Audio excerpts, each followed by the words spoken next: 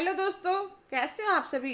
आज मैं आपके लिए कहानी लेकर आई हूँ बेटियों की माँ। चंदा और प्रकाश की अरेंज मैरिज थी। प्रकाश को अपनी मम्मी पापा की पसंद पर नाज था, क्योंकि चंदा एक सुंदर और पढ़ी लिखी होने के साथ साथ घर के सारे कामों में निपुण भी थी।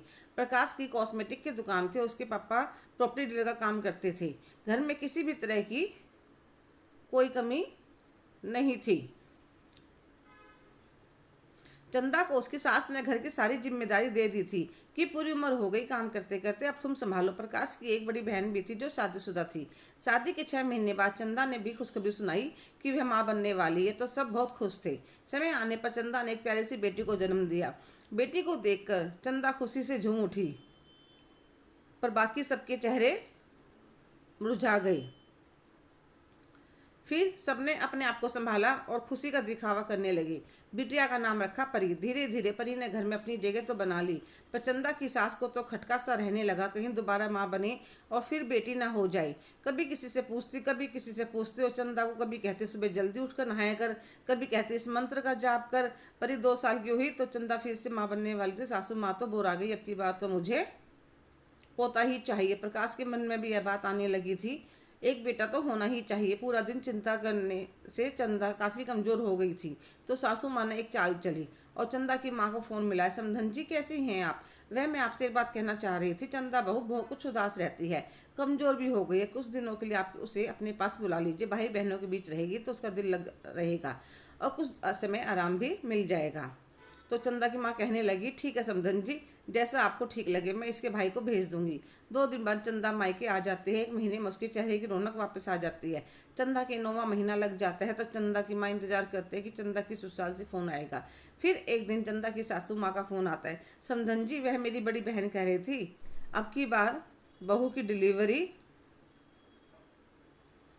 उसकी मायके में करवा दो, क्या पता जगह बदलने से किस्मत भी बदल जाए। और चंदा की माँ क्या कहती, ठीक है जी, जैसा ठीक समझे। फिर कुछ दिनों बाद चंदा ने एक प्यारी सी बिटिया को जन्म दिया।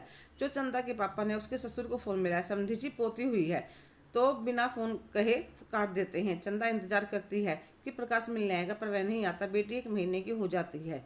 एक दिन प्रकाश को फ़ोन मिलाती है, कहने लगती है, आप तो हमें भूल ही गए। तो प्रकाश कुछ कहने से पहले उसकी माँ उसके हाथ से फ़ोन छीन लेती है और कहती है, अब तुम्हारा हमारा कोई संबंध नहीं है, तुम रहो अपने बाप के घर में, मैं तो अपने बेटे की दूसरी शादी करूँगी। क्या मेरा बेटा पूरी उम्र तेरी बेटियों के लिए कमाएगा? और फ़ोन काट देती है। चंदा तेज़ तेज़ रोने लगती है, तो उसकी माँ डर जाती है और उसके पापा को बुलाती है। उसके पापा आकर कहते हैं, क्या हुआ बेटा, क्यों रो रही है? तो चंदा उन्हें सारी बात बता देती है। वह कहते हैं, उन्होंने अब तक हमारी शराफत देखी है, अब मैं उन्हें बताऊंगा कि हम क्या कर सकते हैं। कहते हैं कि बेटी 2 दिन के लिए अपने दिल पर पत्थर रख ले, और नवजात शिशु को लेकर पहुंच जाते हैं उनके ससुराल। जैसे उसकी सासू माँ दरवाज़ा खोलते बच्ची को अंदर बेड पर लिटा देते हैं और कहते हैं, संभालो अपनी पोती को, तुमने क्या समझा था, कुंवारा बताकर बेटे की दोबारा शादी कर दोगी? संभालो अपने खून को। छोड़कर चले आते हैं। थोड़ी देर बाद बच्ची रोने लगती है। इतनी देर में प्रकाश भी दुकान से वापस आ जाता है। बच्ची को देखकर उसे उठा लेता है। वह चुप करवाने की कोशिश करने लगता है।